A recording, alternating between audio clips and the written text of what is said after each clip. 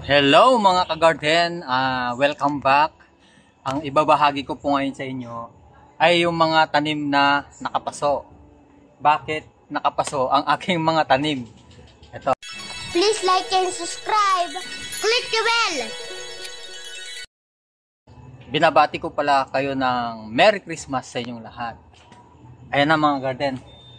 Bakit nakapaso po yung aking mga tanim? Dahil ang advantage po ng nakapaso ay pwede po nating ilipat dahil yung space po natin ay maliit lang. Ayan, maliit lang. Dahil kung sakaling yung space ay kailangan nila, tulad po nito, yan, yung space na pinagtataniman ko nito kasi nilalagay ko lang dyan. Itong lugar na to ay hindi po sa amin. Kaya ano lang po ako dito kapag wala yung sasakyan, itong mga halaman na to ay nililipat ko dyan. Tapos itong okra, update po natin dito sa okra na nung nakaraang linggo ay nagbakasyon ako, pumunta po ako sa Cagayan.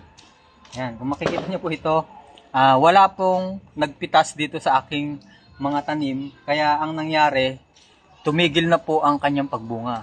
Ang okra po kasi, kailangan pitas lang ng pitas para hindi po titigil ang kanyang pagbubunga. Kaya ang nangyari, yung mga buto ay ipagpapatuloy niya na lang yung pagpapagulang ng kanyang mga bunga. Tulad po dito. Yung isang burgundy pala ay naipamigay ko na doon sa Cagayan. Ito ay nag-iisa lang na ibinigay ng Filipino Happy Gardening Worldwide. Ang layunin po namin ay yung mga seeds na ibinigay sa akin ay pinaparami ko rin. Kapag marami na pong seeds ay ang ginagawa namin ay ipinamimigay din namin yung mga sobrang seeds na napoproduce namin dito sa garden. Kaya kung mapapansin nyo po dito sa tabi ay nakasako itong sitaw na ginawan ko ng reels at saka short videos. Tapos kung makikita nyo po yung ayun, yung bunga ng aking ampalaya ay pinapabuto ko na po siya. So pupuntahan po natin yung talong at kamatis na inilipat ko dito sa small space garden ko. Ayan. Kung mapapansin nyo po no, yung mga kamatis at talong na nandito sa tabi ng sasakyan ay nilipat ko doon. Yun po yung kagandahan ng container gardening. Tapos dito kasi mabato, kaya pwede mo siyang ilipat. Kapag ka nasa direct kasi dito ay mahirap magbungkal. Tulad po dito, puro bato ang ginawa ko dito, kaya naka-container gardening siya. Tapos kailangan maibigay mo rin yung kailangan ng halaman para yung mga talong, kamatis ay matataba po sila. Tapos dito sa aking trellis ay may dalawa akong binhi na iniwan. Isa sa kadalawa. Ito napakalaki. Ayan, napakalaki oh. Tingnan nyo. Siguro maraming seeds na mapoproduce dito. Tapos tinanggal ko po yung mga dahon na kasi para mas mabilis po siyang matuyo.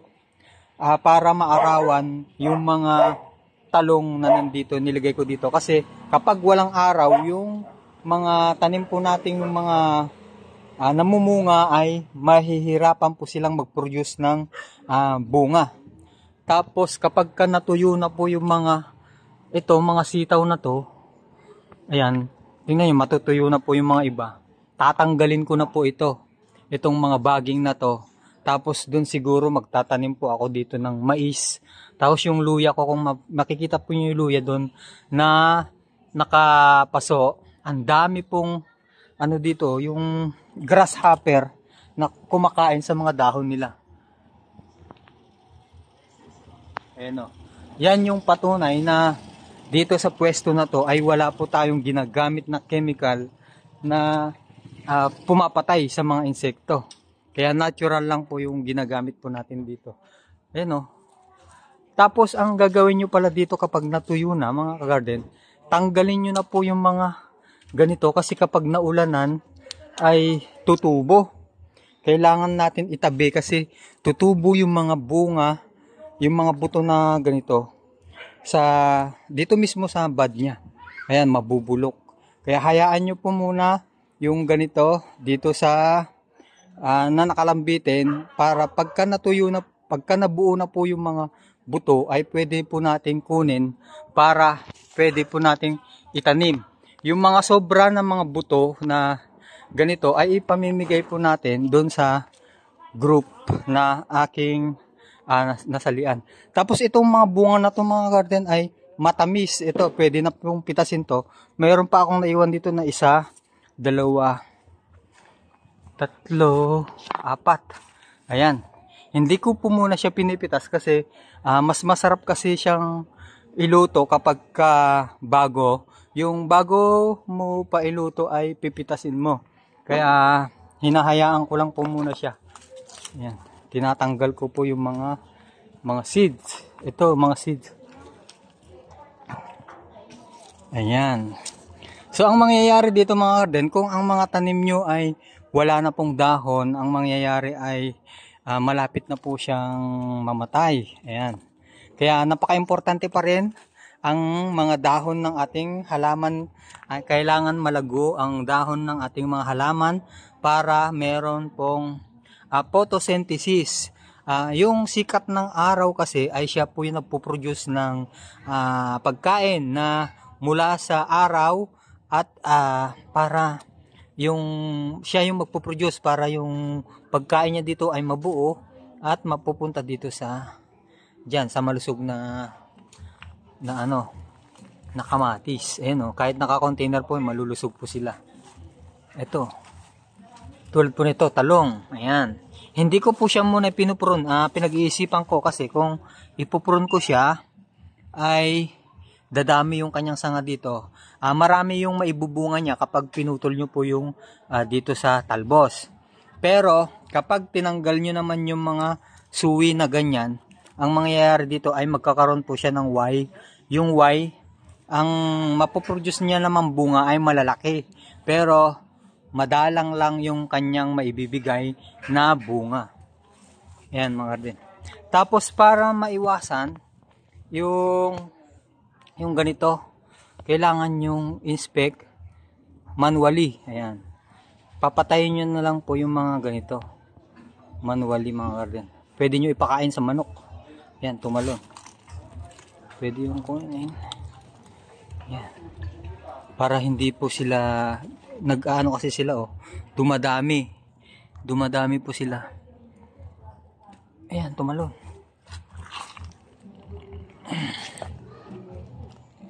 Ayan. Pwede po natin ipakain sa manok. Ayan. Sa susunod po ito, pipitasin ko na to. Masarap kasi yan eh. Kasi yung malunggay, kawawa naman yung malunggay, hindi na nakakasurvive. Kasi nung nakaraan, natabunan po ito ng sitaw, kaya hinila ko.